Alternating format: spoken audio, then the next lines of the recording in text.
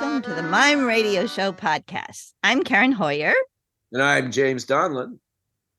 Hi, Karen. Hello. Season 4. What's Pardon that? me? What? Mm-hmm. What? Yeah.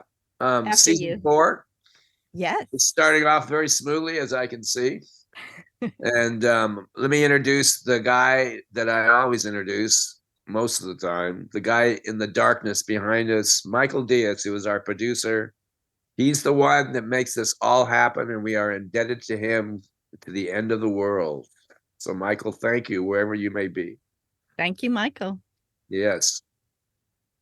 Today's guest is David Gaines. Yes. David Gaines is a founding member of the Moving Picture Mime Show, a London-based movement theater company that toured Europe and the world for 10 years to great acclaim. David studied and later taught mime, mask, and movement at the École Jacques Lecoq in Paris, France. He is the first and only American invited by Mr. Lecoq to teach at the world-renowned school. He has taught at the Graduate School of the University of Missouri, Kansas City, and now teaches at George Mason University. He also works as a professional clown at Children's Medical Center in Washington, D.C. As a teacher, his particular areas of expertise are Lecoq pedagogy,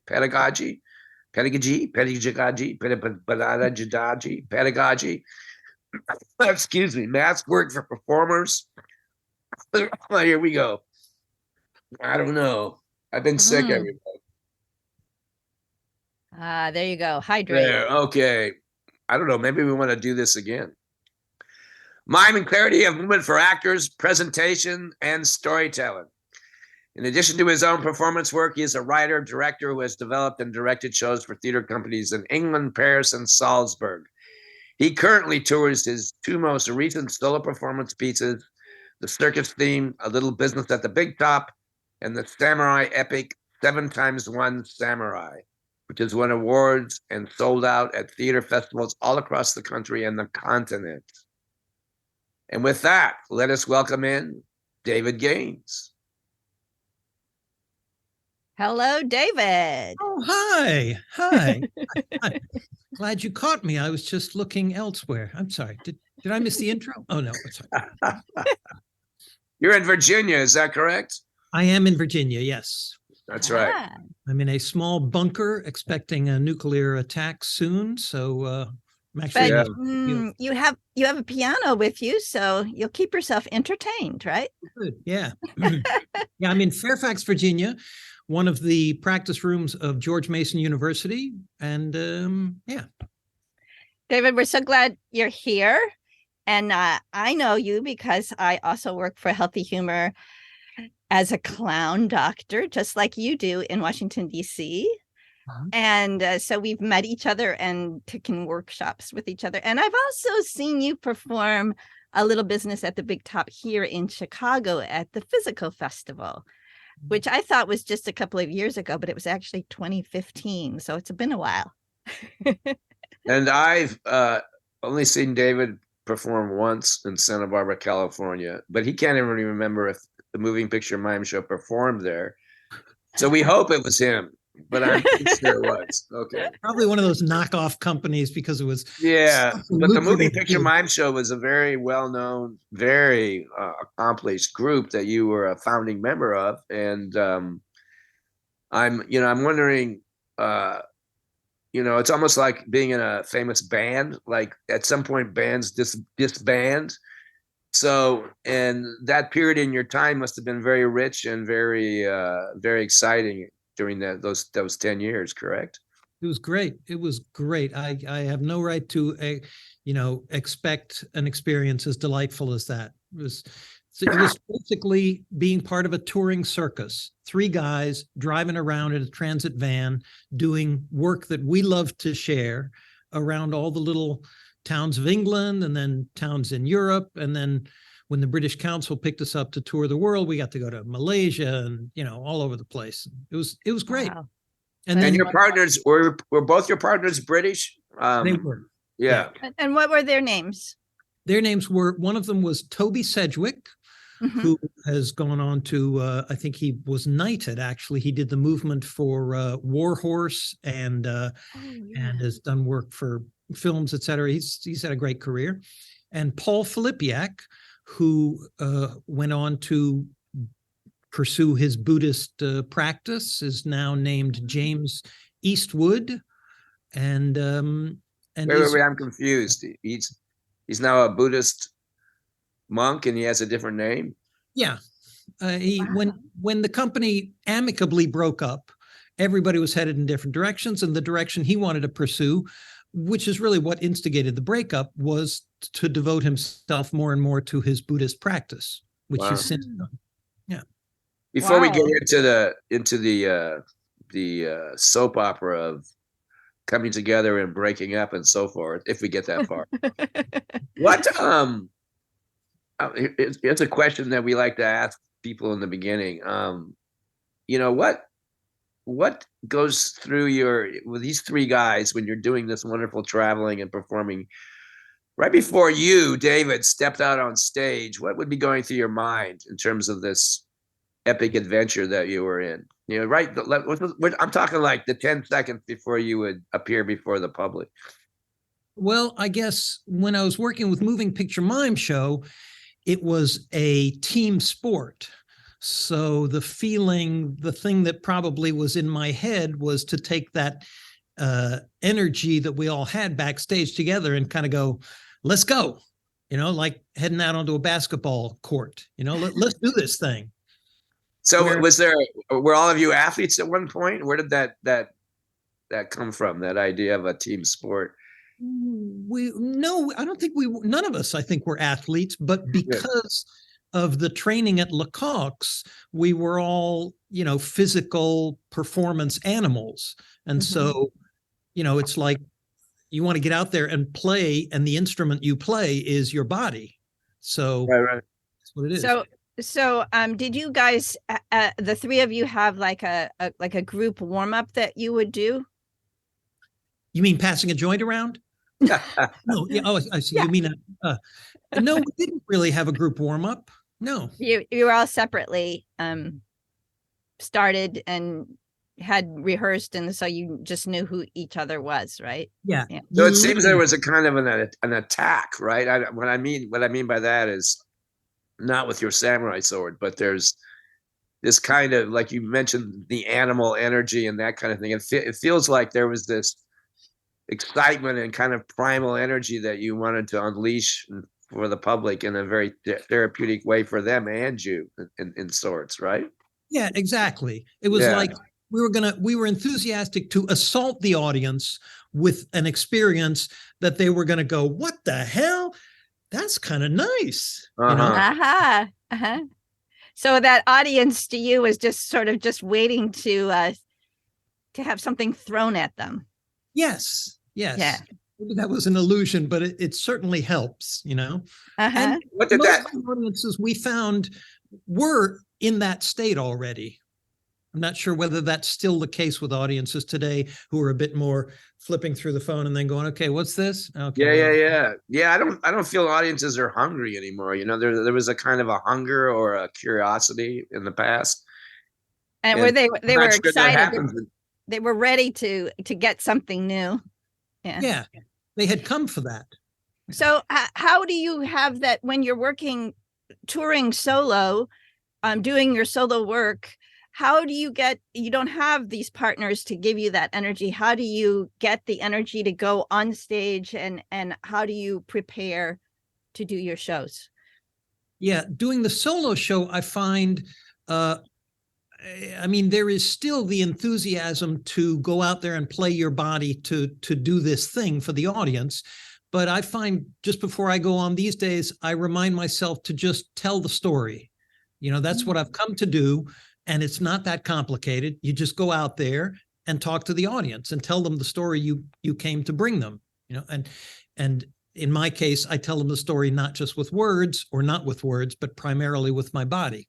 Mm-hmm. And as opposed to, like, in our advancing years as performers, is there something else that has started to creep in that would get you sidetracked from this basic concept of telling the story? I mean, is there some hidden energy here that we should know about? Have you been I talking know about? when I perform nowadays, after years and years and decades, my brain is so full of all kinds of levels that you would never want a younger performer to even touch. I'm just wondering, how do you and someone like you and I and Karen filter out some of this other noise in a sense, or is that important, do you think, at this point in your career? Well, I guess it is true that we tend to accrete those voices that go, this could go very badly wrong. And, you're aware, of course, that you're not really all that good. And, you haven't really rehearsed this as much as you thought you were going to. And how about that ankle? That ankle could go out at any moment. Now, are you sure you want to do this? All those voices, yes. But I guess maybe you as a performer, you go, I understand, but that's not helpful now. Let's just go, oh, hey. Oh, the power did go out. Whoa. Oh my goodness, that was ghostly. Oh, your lights, because lights are timed. Yeah. Oh, right. You just suddenly were very ghostly right at that moment when you were telling us about. Man, I thought we were going to be able to get rid of those thoughts, and suddenly you're black and dark and spooky.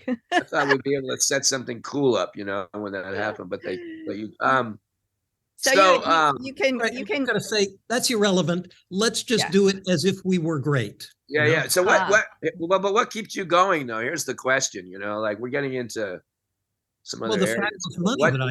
Why block those voices out for someone like yourself? Why you were telling there are all these other voices of things that could happen that have accumulated up because of experience and longevity and so forth. What keeps you going? Like, why would one like yourself and I and Karen, who are mature artists, let's say, why do we keep performing? What drives us? The pursuit of fun. Pursuit of fun. It's fun. It's a gas to do this, no? So you want to do this as long as you can, no?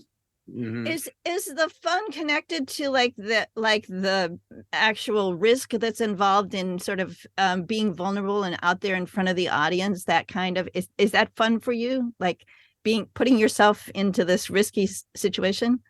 No, not for me. No. What's the fun? I prefer, it's like when I used to play tennis and I got pretty good around age 16. It's fun to play a great game of tennis. Mm-hmm. But the fun is associated with finding yourself going, bam, oh my God, I hit that shot just perfectly. And the challenge of, oh my God, can I get there and get that? Bam, I missed that one, but I'm going to get this one. So it's the fun of engaging in the game, mm-hmm. of doing this. Is it more fun being a soloist or being in a group, or there are two different animals in your? There are two different animals, but I think it's probably more fun being in a group. Yeah. And why so? Why do you think so? Because there's somebody to hit the ball back to you. Uh-huh. And yeah. How did you guys? You were all students at Lecoq, I'm assuming, at one point, correct? Yes. What forces do you think brought you together besides the obvious, situation you're in? But why were the three of you attracted to each other, and what kept you playing it and hitting the ball back and forth, so to speak?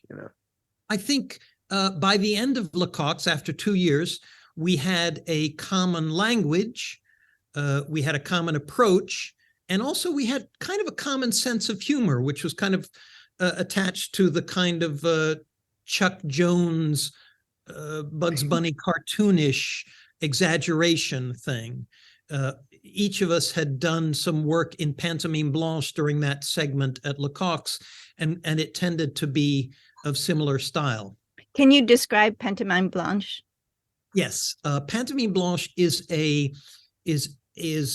language of direct communication with an audience, a visual language of direct communication with an audience, kind of exemplified by Pierrot in the classic street performance of the French siècle. You see it in the movie Les Enfants du Paradis, Children of Paradise, where mm-hmm. where what's his name, that famous French guy, Gaspard Deburau, who plays Deburau, right? Does this scene where he's leaning on the side of the I don't know, whatever banquette, because he's not in the scene, and he happens to see a scene take place in the audience where a lady distracts a guy, or somebody pickpockets something, and then the guy goes, "Hey, what the hell? I've been robbed. I've been robbed." And the cops come and arrest the wrong person. I think the demoiselle that is to come later, the pretty lady, and they're about to call her, and she goes, no, I'm innocent, and they're going to haul her off, and she goes, he saw it, and everybody goes, what did you see? And he, whose character doesn't speak, he goes, well, over there was this guy with a mustache and a big belly, and the audience goes, ah, ha, ha, ha. And over there's a little lady, and he describes, using gesture, I'm sitting down, but he's going, here's a little lady who's got skirts all around, and she's all like this. And over there, he goes, oh, I'm gonna sneak in here, and there's a sneaky guy who comes and reaches in, and this guy, and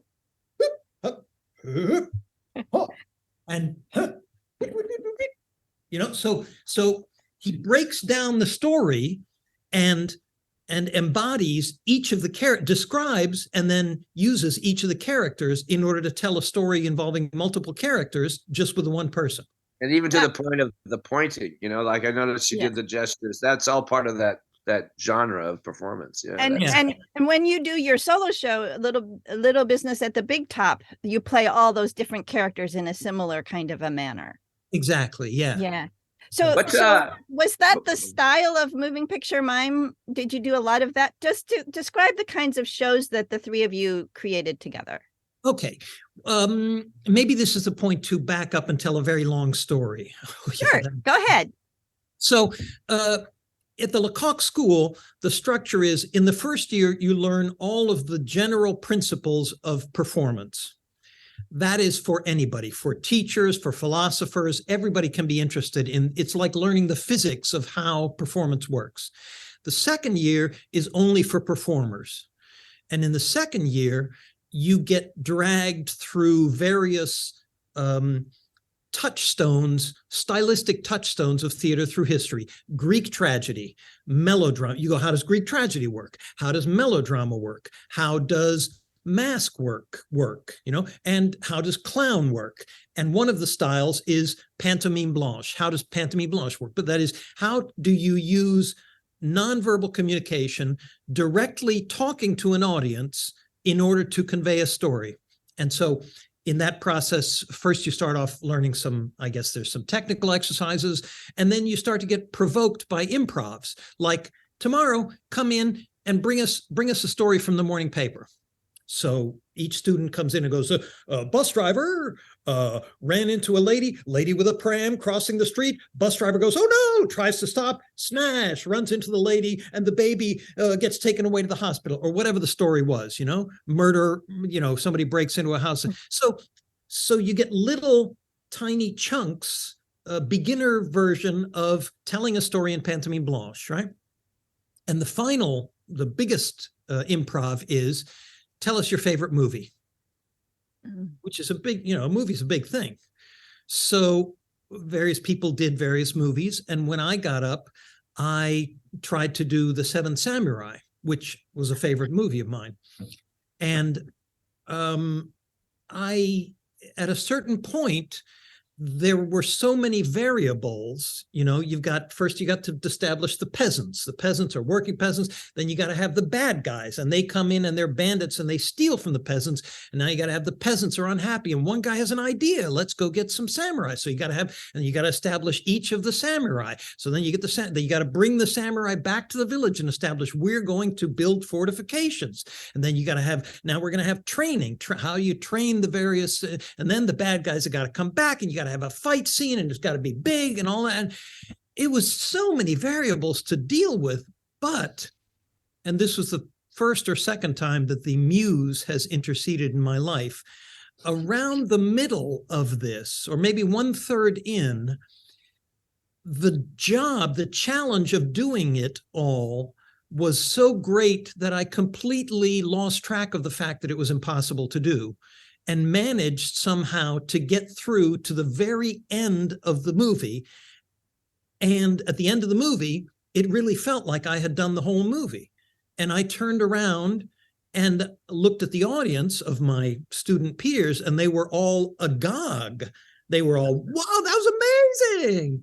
And Lecoq said, you should work on that because school's going to be over soon and you might be able to use that. So, okay.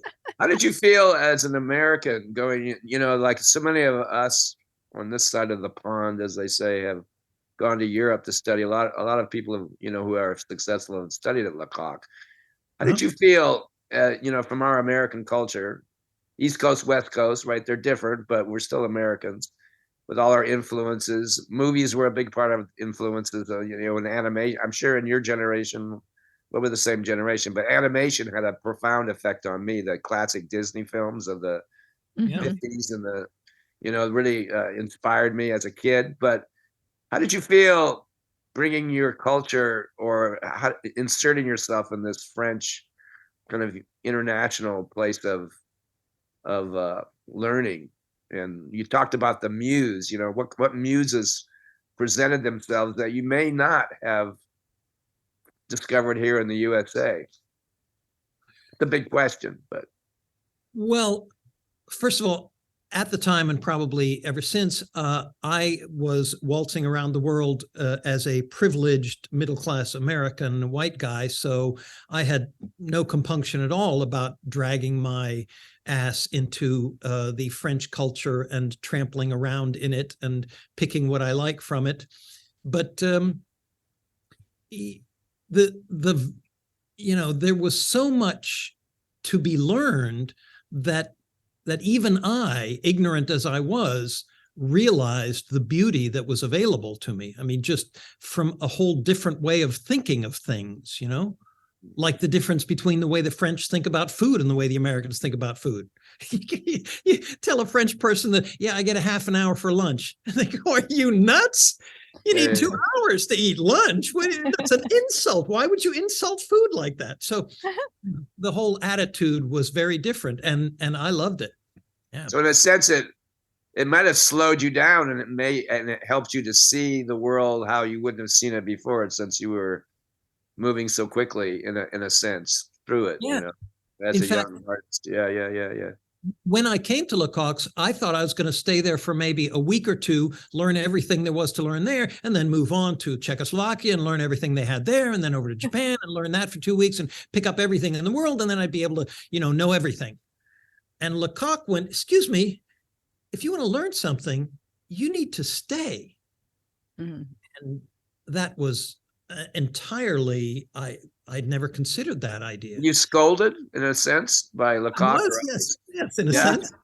But fortunately, by the time we had that conversation, I'd been in class for a couple of weeks, and I'd recognized that, damn, there is a lot to be gotten here. So I'm going to stay. Yeah. So when you left the school and the three of you hooked up to make this company, how did that evolve? And because it was for 10 years, right? Yeah. And how did the three of you create shows and the creative aspect of it? So after school, I went back to America and they went back to England. And then at some point they emailed, or no, they wouldn't have emailed, would they? They called or sent me a letter and said, listen, we're making some masks and we've got a gig to do a show at a theater for 2 weeks. Come on over and let's do the samurai show, which we had worked up as a 3-person thing before we left school and done it on the streets. So they were working together. After they left school, the two of them were working together. Yeah, they both lived in London after that and got together and made some masks. And those formed the second half of the first show we did. The first show we did was the 7 Samurai and 3 mask pieces, which were nice too. 2 of them involving Kaki and Dodo, a classic sort of Laurel idiot and angry guy pairing, And the other one was called The Examination, which was a very nice 3-person thing, 20 minutes long, a mask piece. And masks, we're talking about larval masks here, masks of Baal, which are like this, right? So these are big head masks that allow you to do really separated out and focused movements. Like when this guy walks in and then he sees something, you can really get stuff out of each small saran wrapped gesture, so that it really focuses the audience's attention on detail. And so this exam piece was 3 kids taking an exam at an English public school.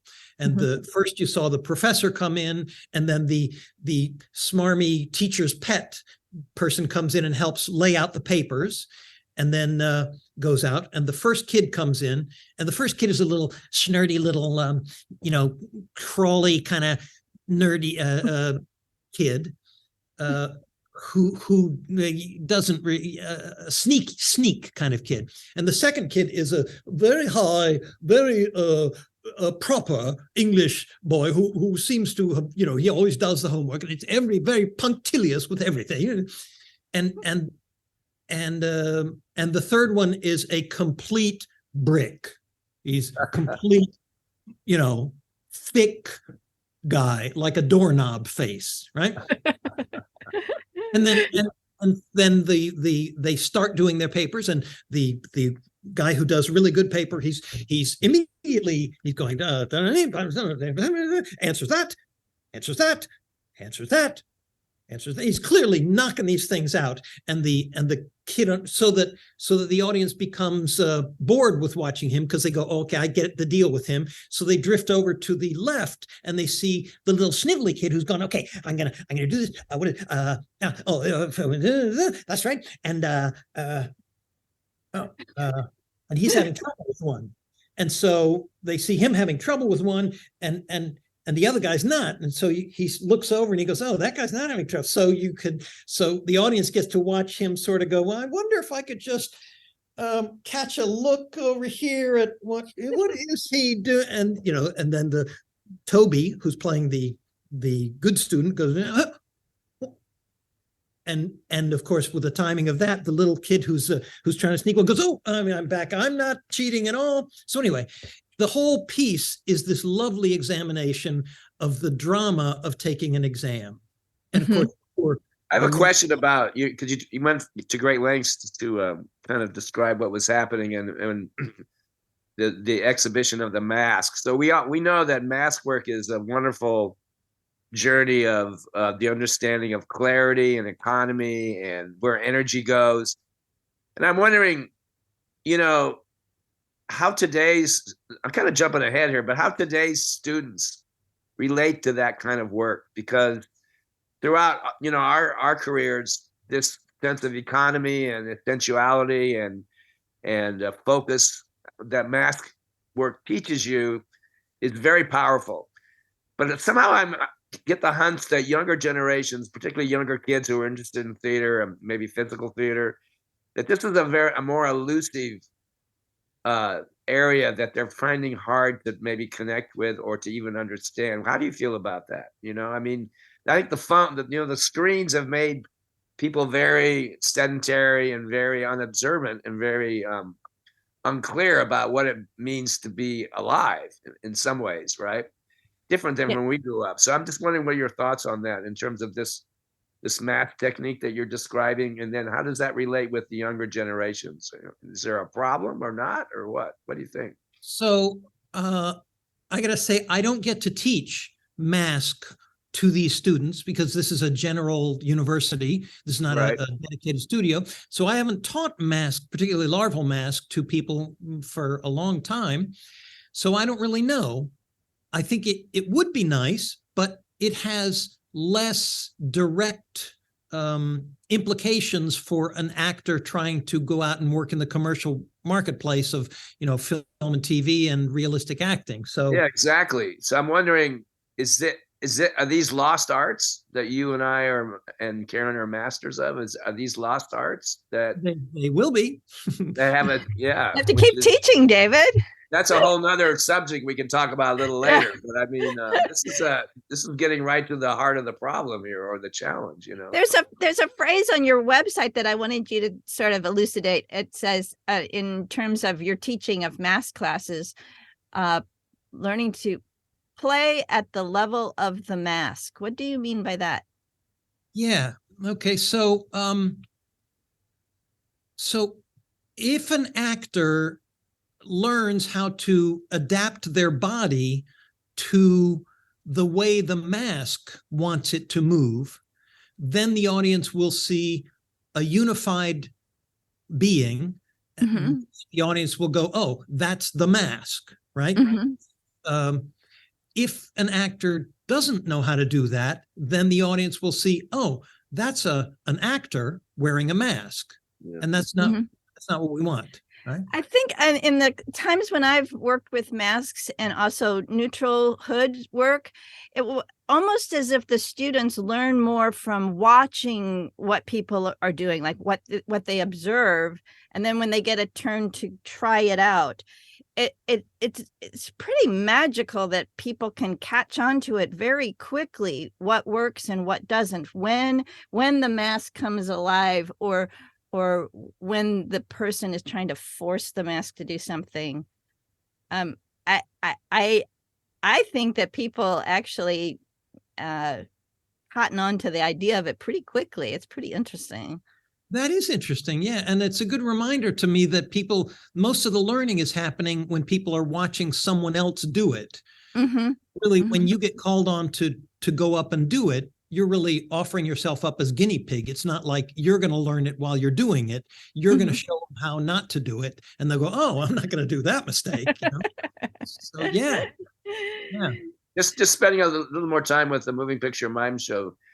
Do you have any disaster stories that might have happened to you guys when you were traveling around the world? Anything come to mind that was particularly challenging or absurd that you would have experienced during your let's see, two of them that come to mind, three of them come to mind, and one of them I probably shouldn't say, but the other two, one time we were doing a show, I don't know where it was.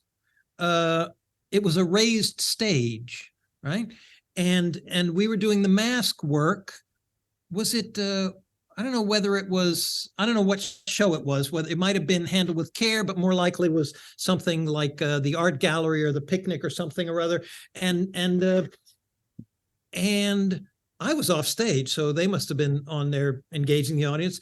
And I heard a crash, and it turned out Toby, because it's difficult to see in these things, that you're trying to see through these little tiny things here, because the eye of the mask is invariably not where your real like eye. performing in a submarine, isn't it? I mean, it's like, yeah. So apparently Toby had stepped off the stage and fallen 3 feet and crashed down. And I guess he got up and climbed up on the stage and continued the show. As opposed to when we were doing, we did a show, one of our last shows, directed by Ken Campbell, because the company was not very ensemble-ish, so we needed somebody to referee us. It was called The Complete Burk, which in English means kind of the complete dork, you know? And it was remarkably absurd. At one point, we came on with in odd costumes with Chinese urns, and Toby would go over to Paul and pour his urn into Paul's dish or something, and beans would pour out, and that would be, and we would do everything as if it were immensely significant, you know, sort of, I don't know what the hell it was there, and then Toby would Paul took one of the beans and put it into Toby's ear, and then Toby would take his ear and drop it out onto the plate significantly, you know, and in one of the shows, I guess he put it too far in, or it stayed in too long, and Toby exited the stage, and we're going, that's not supposed to happen. Well, we'll just continue doing, we'll skip to the next scene and find out, do something. And now Paul leaves the stage, and I will engage the audience doing whatever I was supposed to do. And then when I get off stage, I go, what the hell? Where's Toby? And he says, he got the pea stuck in his ear. They called the EMTs, and he's at the hospital having it taken out. And we're in the middle of the show. Oh my gosh. Are you guys still on speaking terms? I mean, do you still connect, or Yeah, is life definitely. taking you in different directions We, entirely? we do connect, and we're still very good friends. We That's great. root for Uh, each other. the description of that piece that you just did is very different from the earlier ones that you were talking about. The three of you kind of evolved into different styles. Yeah, Yeah. yeah. Did you And feel the when the group disbanded? Did you feel that what were your thoughts about your next steps after Moving Picture Mime show, dispersed? I thought I would then go on to have the brilliance of my fabulousness revealed now that these two dead weights have been removed from my ankles. You came No, back to the state. You came back to the United States. I I uh, I actually after that I got called up by Lecoq, so I went back and taught at Lecoq's for 2 years before I Uh, went back to the States. oh, so now that's a really interesting aspect of your career too, because what is it like to be a student and then to be asked by Mr. Lecoq to actually be his colleague to teach at the school? It was very, it was a dream come true. Although I remembered being quite deferential as a student to him, and when I went over to meet with him and talk about it, I was staying at Dodie's. Dodie DeSanto was then doing her 3rd year, and I had dinner with her or something, and I shared with her. I said, I'd like to do it, but I don't want to do it if I have to be the same relationship with Lecoq. Mm-hmm. In French, there's a difference between tu and vous. You say tu to your family, and vous is a term of respect. And I thought, I got to call him tu if this is going to work. And she said, just do that then, and accept, and just do that. Dictate the terms. And I did, and I was happy with it. I mean, What was your area of teaching with him? Was it the red nosed clown, or the mask work, or movement, or several different things? mostly what he wanted me to do was the larval mask stuff, Mm-hmm. and pantomime blanche. Yeah. Yeah. I'm thinking, and we talked a little bit about it a few minutes ago, but the technique of the larval mask, or mask work in general, is very elusive for modern generations of students, and it's it's curious to me, if one can really teach that, or just kind of offer examples of students to like jump in the pond with. You know what I'm saying? Because Yeah. it's the Well, there lights you went go. out. Yeah, I think you can teach it, but that is the way you teach it. You got to find first you go through some technique, and Right. go articulation, and then you go, look, what's a story that you guys can figure out to tell with these masks? And the constraints are they're not going to talk, they can't eat, and they don't smoke. Well, that's most of human behavior right there, so what things can these things do in front of an audience that you can turn into a story? And that's the challenge. Yeah. Mm-hmm. But if you Huh. can find a story to tell, then you as a teacher can go, okay, look, like if you're doing this guy, who's this? I haven't played this guy. I haven't played this guy in a long time. So let's say you come on and go.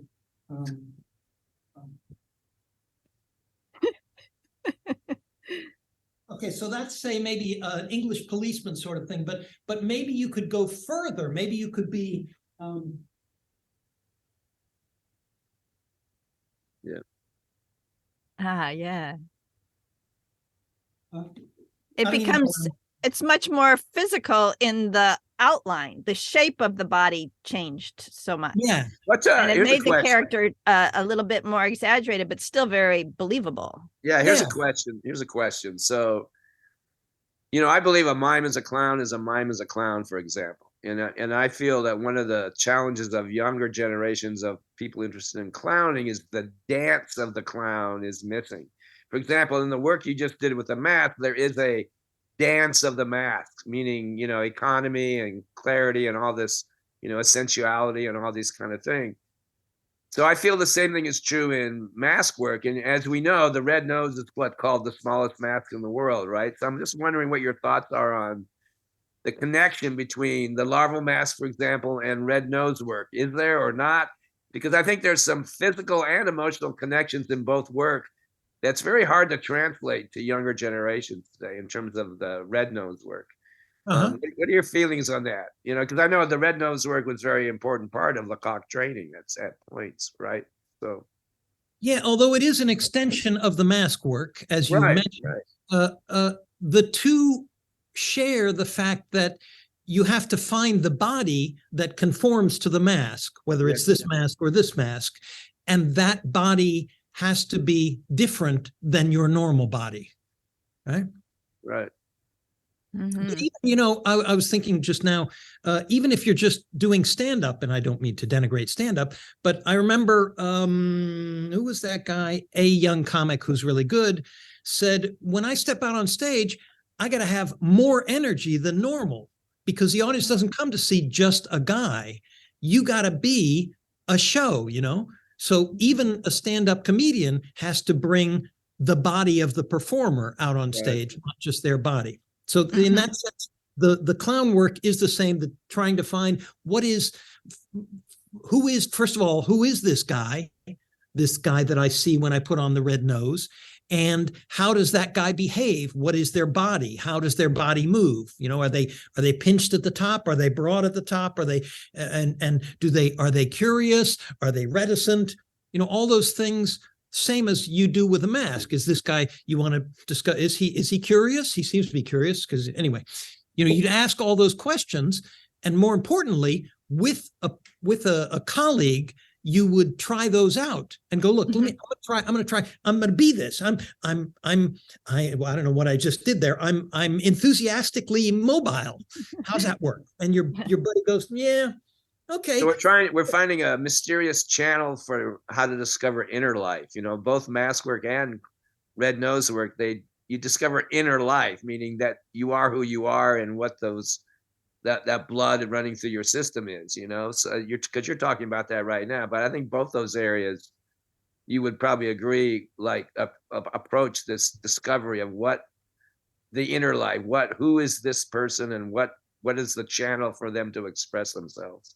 Yeah, but importantly for the Lecoq process, it is through, an awareness and the capacity to manage your outer self that you can be completely that person. Like if you are a certain type of person, how does that person walk? And it's your whole body has to accommodate to that rather than kind of being a talking head actor. So in Lecoq, is it pretty much like the outward in, like the outward shape of things and the gestures and the movement start, and then you get to feel the inner life of that character? Does it go that direction? Yes, it tends to go that direction, although it is aware. I think it does that because of the enormous balance in the other direction. Here's the deal. Here's as Joe Biden would say, here's the deal. This is what I call the actor's equation. The interior attitude is equal to the exterior attitude. What is felt on the inside is what is expressed on the outside. Mm-hmm. Most American training goes, okay, I'm going to feel like I love Juliet, and I'm going to trust that the body is going to express that, which if you're a good actor and your body is relaxed and available, will be the case.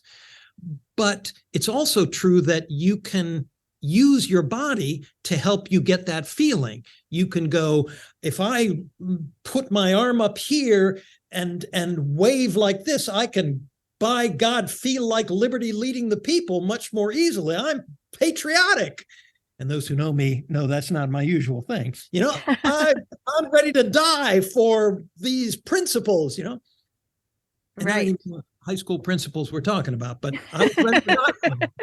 So the idea is to remind an actor that the equation works in both directions. Mm-hmm. You can use the external to tell you about what the internal is, and just be aware of that connection so that you can go, you're pretending to be suspicious, but your leg is not feeling what is the leg of a suspicion.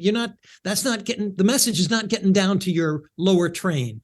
And then the actor goes, oh yeah, what is the lower train of a suspicion? Okay, so that you can be the thing with your whole body. That's the whole deal.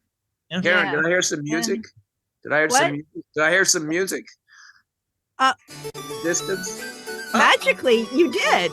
I did. What is that? What is that music, James? I know what it is. Oh, it's a time for David to dance for us. Lovely. This is our gift music. Did you receive a gift from the Mime Museum? Mime Museum. Oh my. Aha. Oh, what works? Just a moment.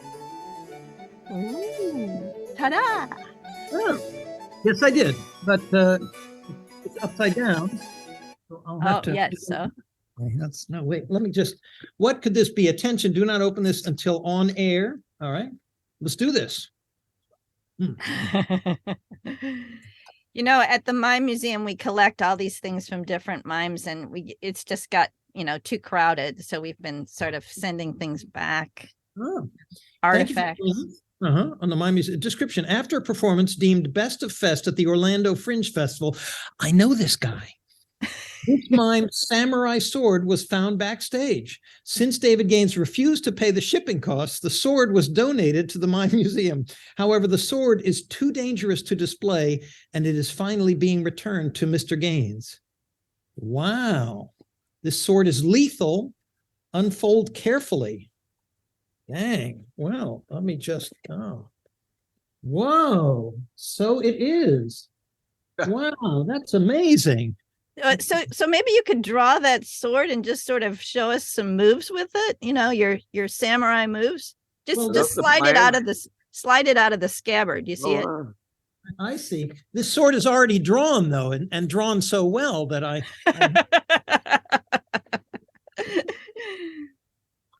what's it? The most important thing about the samurai sword is not so much the movement, but the sound effects that sell the story. Oh, yeah. So can you demonstrate a little bit for us? Oh,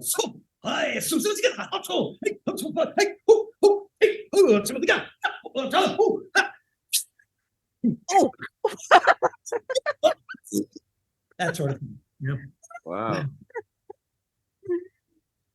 So I love that show. I could. No, shall I do that show for you? No. Yeah. So your solo version is back from, you did it as a solo, and then you did it with the three of you, and now it's back to 7 times 1 samurai. Yeah, it's actually, I think of it as 7 by 1 samurai, like 2 by 4. That X 2X4. Oh, right. Okay. 7 by 1 because it's 7 samurai done by one guy, right?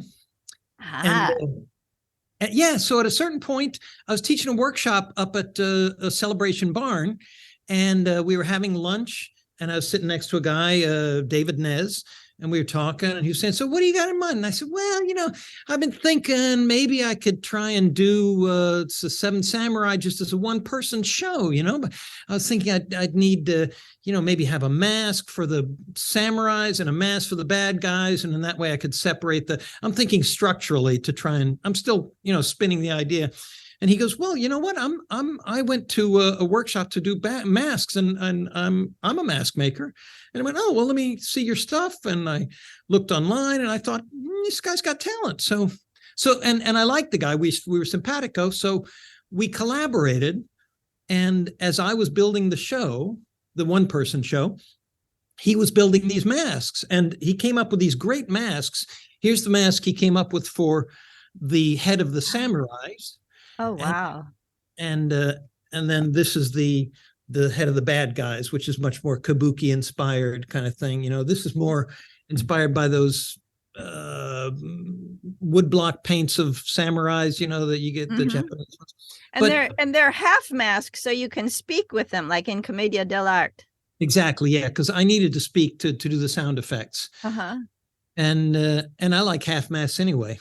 But the previous version of that piece, when you did it with the other 2 partners, it wasn't a mask piece. It was not. Oh. Because to do a one-man thing, you need to help the audience a little more. When we would do it as three, one person would step out and I'm a peasant, and now one guy comes down and goes, I'm the bad guy, and then the other character goes, and I'm a samurai and I'm going to call you to account. So the audience could keep track of them all more easily.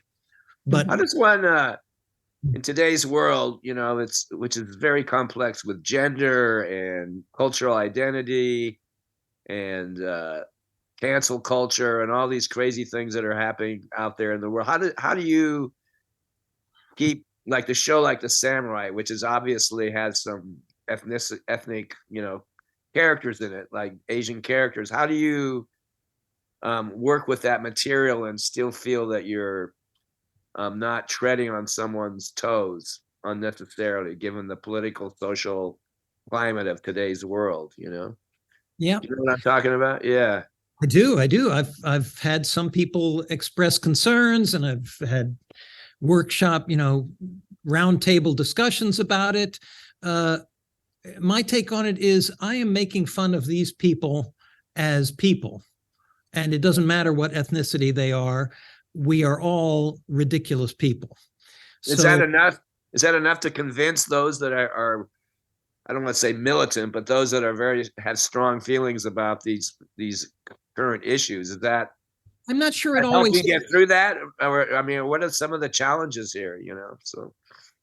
Well, some of the challenges for a performer, I guess, when I was doing the show up in Seattle, the theater owner told me that he had received complaints from someone about the show, and they were complaining simply on the basis of the image on the poster.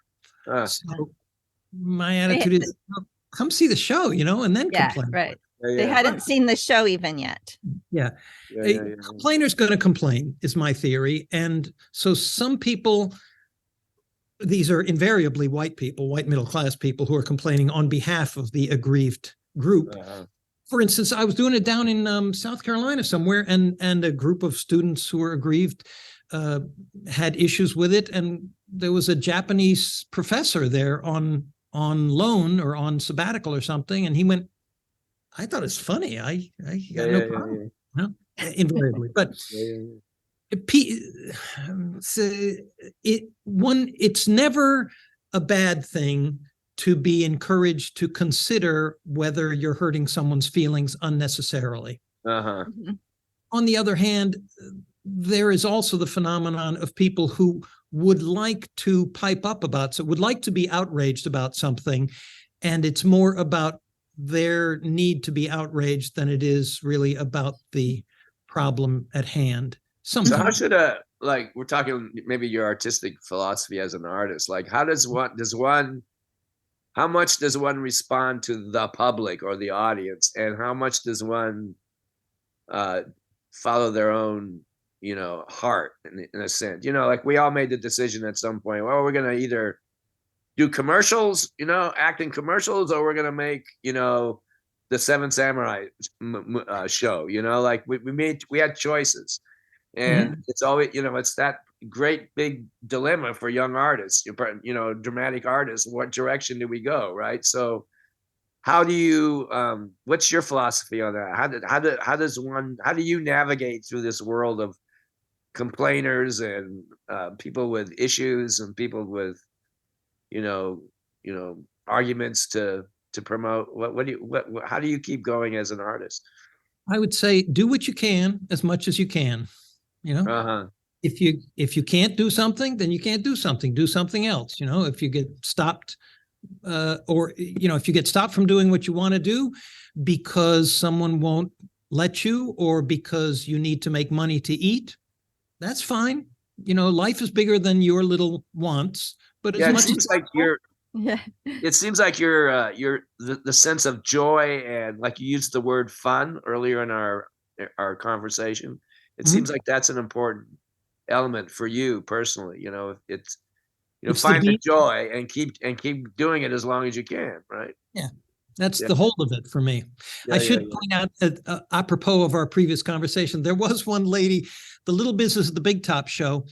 It's basically a Popeye cartoon at the circus, but in it I also play a little dog that befriends the guy, and an ape at the circus, as well as what else is there? Anyway, that I play this ape who I think is kind of a chimpanzee-ish, but he's kind of the size of an orangutan. So I'm not sure. I'm kind of melding things together. But anyway, he's the monkey basically, and he lives in a cage. And he's abused by the ringmaster, who's an abusive, alcoholic, brutal guy, and the more he drinks, the more brutal he gets. And he pokes him with a stick, and we don't like that guy. And we feel sorry for the monkey, In the end, the monkey gets his comeuppance on the ringmaster, of course, and by letting himself out of the cage and going to save the day, help save the day. In any case, I got some feedback from a lady who was pissed off that there was animal cruelty in the show. So, the animal's not real. I appreciate the respect for my craft, but that animal wasn't, there's no real animal there. That was just me, And also, B, he got himself out of his cage. He's smarter than the ringmaster. Anyway, so people have button issues. Yeah. Let that be. So David, when I don't know, are you working on new material, or to go back to when you were creating these pieces? What's the start? What's the inspiration for creating a piece? How do you get started? You take a hot bath. Yeah, you try and put yourself in a situation where you're relaxed and your mind can wander, and then images come to you, and if it's strong enough, you go, I want to see how maybe I can make that happen. Mm-hmm. Case in point, the origin of Little Business at the Big Top was I was in the bathtub or the shower or something, and I was remembering the song, the Bruce Springsteen song, is it Born to Run? It starts off, the screen door slams, Mary's dress waves, like a vision she dances while the radio plays, and then how's it go? Thunder Road. I think it's called Thunder Road. Anyway, but it's this great song that is epic in the story it tells about this guy, presumably a biker in New Jersey, saying to this girl, come on, let's go ride, let's leave this town, even though your parents don't want you to. The girl's probably underage or something, that kind of thing. But it had such a great idea. I thought this would be a perfect clown piece. The beautiful girl is a clown beautiful girl, and she comes out the back door, and then clown boyfriend comes on his Harley, and she jumps on the Harley, and clown girl's dad comes out the back door with a shotgun and actually shoots at them, and they get chased up the ladder across the high wire, chased in a very clownish way. I thought that'd be great, I couldn't make that happen, actually, but the upshot was Little Business, the Big Top, where we do get to have a chase across the high wire, death-defying, knife blade, cutthroat thing. Yeah. So where you end up is not where you head off for. That's always the case. Yeah. And then at the end of the piece, you're starting on a new piece, and you're like, wait, how did I do it last time? I can't remember. How did that piece? I love doing that piece. It turned out so great, but where did it come from? And then you have to sort of go back to the hot bath, I guess. And the hard part is making yourself believe that it's possible. Yeah. I feel James is. Are you getting hot? Oh, you feel that, David? I feel that. Smoke. It's that time again. It's time for rapid fire. Oh my God. Put the fire out. It's time for rapid fire, David. Okay. Yes. This is, if you've watched some of these interviews, there's a period in the interview where I'm going to throw some terms at you, and you're going to react with your crazy brain in the moment. Yeah. It's a word association game. Okay. All right. And we're just going to play it a little bit. It's strategic game that we throw in here when things are getting a little boring. Okay. No, thank you very much. You can get up and move around if you like, or you can just stay in your chair. It doesn't- Yeah. So Aha, he's you going can to be respond brave. verbally, physically, or however you want to. Okay. Yep. Are you game to play? I am game.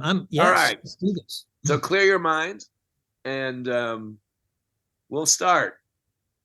Whatever Yeah. comes to your mind, give us an expressive answer. Okay. Hands. Hands. Undulations. Nice. Top hat. Monopoly. Doesn't have to be verbal. It can be just physical. Yeah. Behind the corner.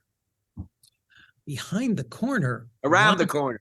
Around the corner. That is a great, at Lecoq's, we would have at the end of the term, Lecoq would give each student a command, a commission, sort of, right? And you would have to construct your final project on that. And the terms would be like, behind the green door and less than you bargained for. And that phrase strikes me as precisely one of the things that Lecoq would say, around the corner.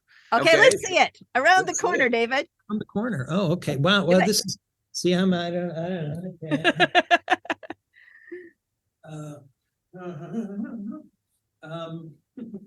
Okay.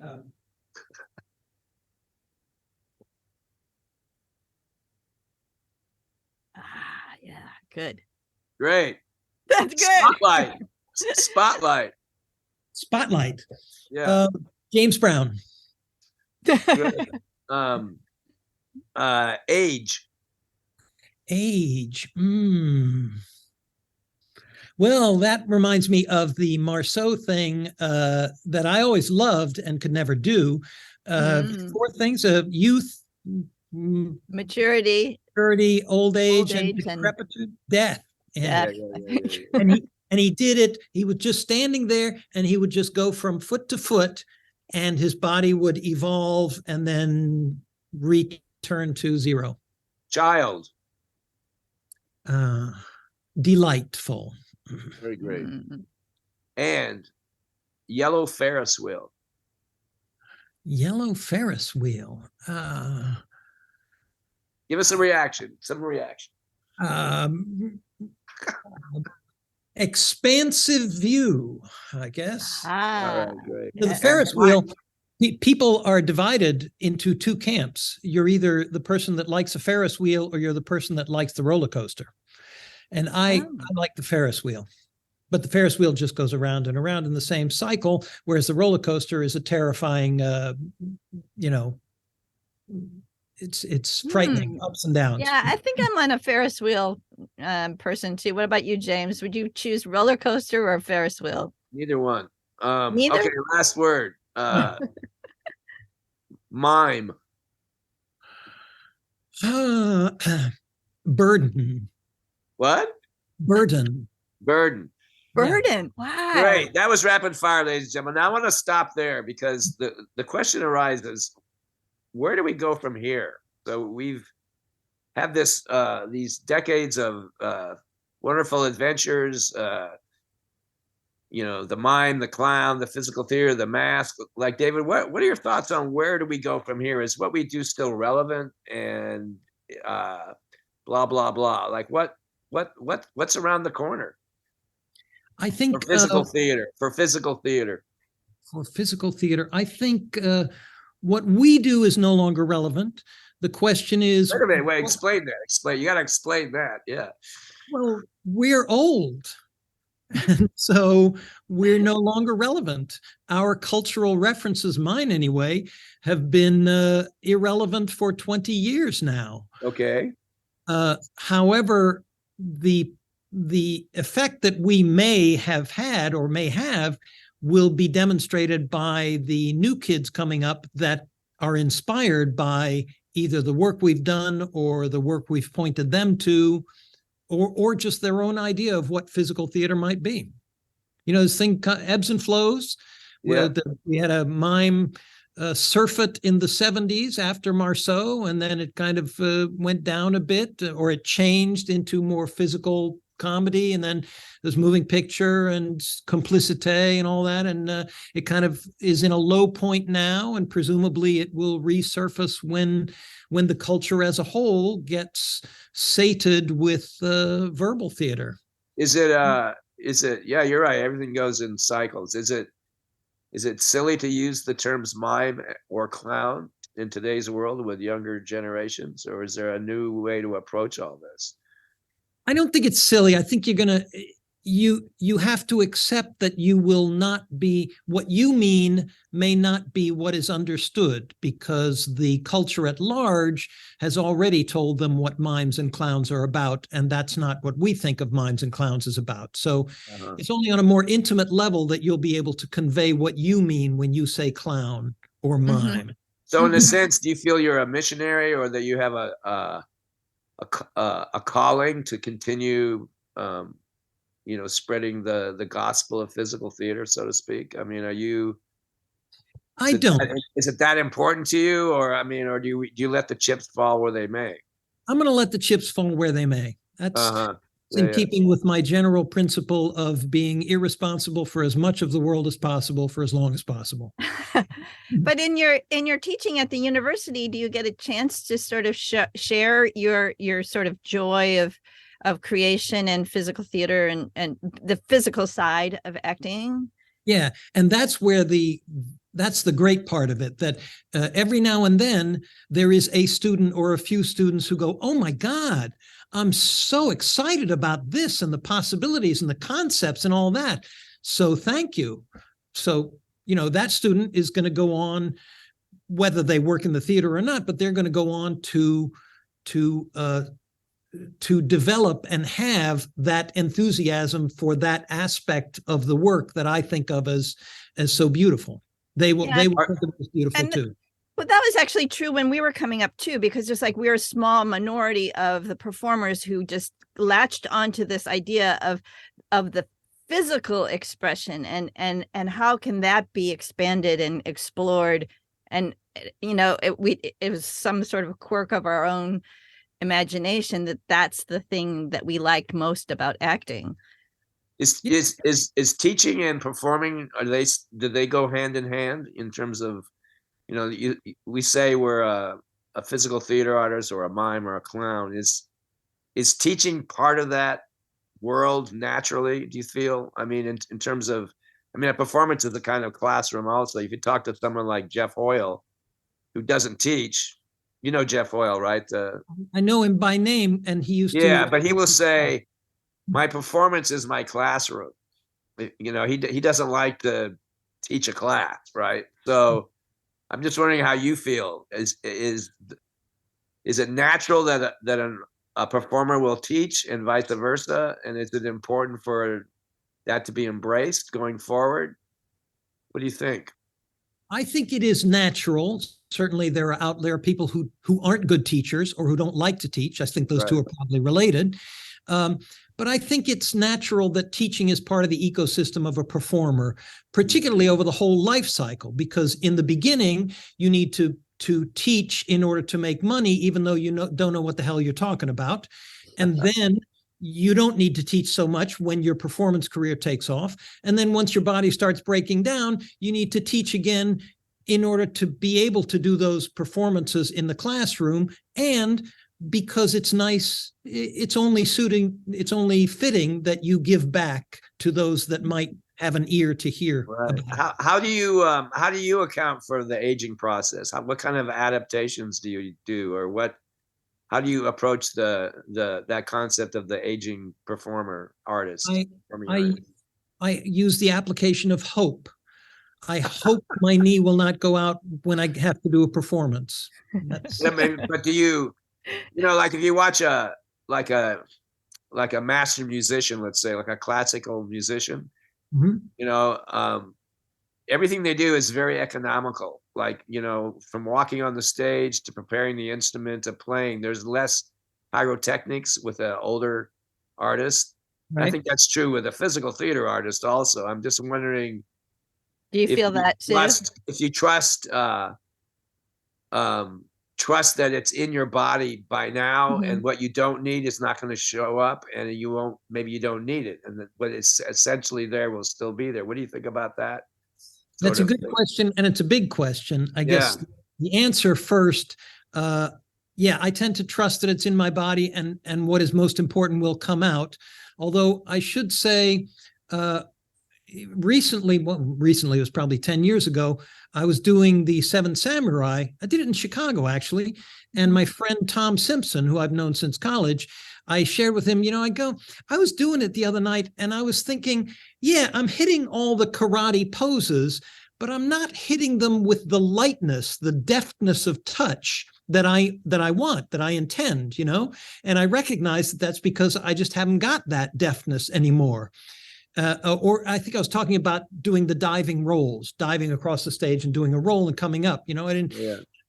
and he said, well, okay, but bear in mind, whatever the name of that famous Italian harlequin was, he was still doing Servant of Two Masters at 83 and doing, tumbling Right. rolls, and people weren't, when he would do his forward roll, people would applaud, not because it's a forward roll, but because he's freaking 83 years old and he can get through it at all, So I guess the spectacle changes focus. But on the other hand, I got to say, the last time I saw Marcel Marceau with his company, I was going, Mark, may want to, maybe time to hang it up, Yeah. How does one know? How does the older artist know that it's time to hang it up, do you think? I guess that's a personal choice. And hey, what the hell? If people are still paying him to do the work, why should he Yeah, say yeah, no? yeah. If it's fun for him, great. What advice would you have to the young people that are interested in pursuing a life as a physical theater artist? I would say, if it's fun for you, pursue the fun. Uh, if you can, you need to make sure you spend a penny less than you earn, no matter how much you earn, even if you're earning very little, and if that lifestyle is okay with you, that is, you can find people to share their apartment, or you got a girlfriend that makes a lot of money, or whatever the lifestyle brings you, if you can continue doing the work happily and you're making audiences happy, keep doing it. Yeah. If you are having a good time and the audience is not, I think you're in the wrong business. Yeah. Do you have any, David, do you have any regrets? There's anything you would have done differently at all when you look back? I mean, and the second part of this is, do you have any feelings about legacy, or whether people are going to look at the tombstone and say, oh, that was David Gaines who had fun? What are your feelings on those areas? I would like for the things that I love, what I've learned from Lecoq and the beauty of physical theater, I'd love for that to continue on. But hey, we're all going to go up like a celluloid collar in 6 billion years anyway. So what the hell difference does it make? Nobody's going to remember me. In 200 years, there'll just be nothing. So screw it. Let the parade roll on. That's what I say. Yeah. But in the meantime, I hope that the Mime Radio podcast introduces you, David Gaines, to many, many people, so they know all the wonderful work that you've done. Yeah. Our conversation has been so I hope I can bring a show to their town, at some point before I kick the bucket. Yes, you should. Come back to Chicago. I'd love to. To your point about doing less, I remember seeing Dario Fo do his version of whatever his big show was, and at some point he's some pope from the 15th century, and he's just walking around the stage singing like a pope, humming to himself, and he's putting on a robe, and he's putting the big rings on, and he's doing just the least suggestions of mime, and it totally works. So, if you can make it work, that's fine. Yeah, I guess it comes back, like you say, the sense of joy and fun that you find in the work. That's what drives us. That's what keeps us going. Last question, David. What do you want to be when you grow up? Dead. And with that, ladies and gentlemen, that was Bravo, David David. in the Mime Radio Show podcast, season 4. Thank you very much, David. And please, everyone, educate yourself about David Gaines. He's a wonderful artist who's been around for a long time and has so much to share. Thank you very much. Thank you, David. Yeah. Bye-bye.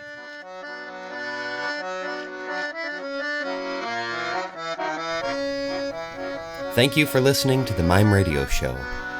Be sure to join us Monday, March 27th for an interview with Peter Kaufman. And be sure to like and subscribe.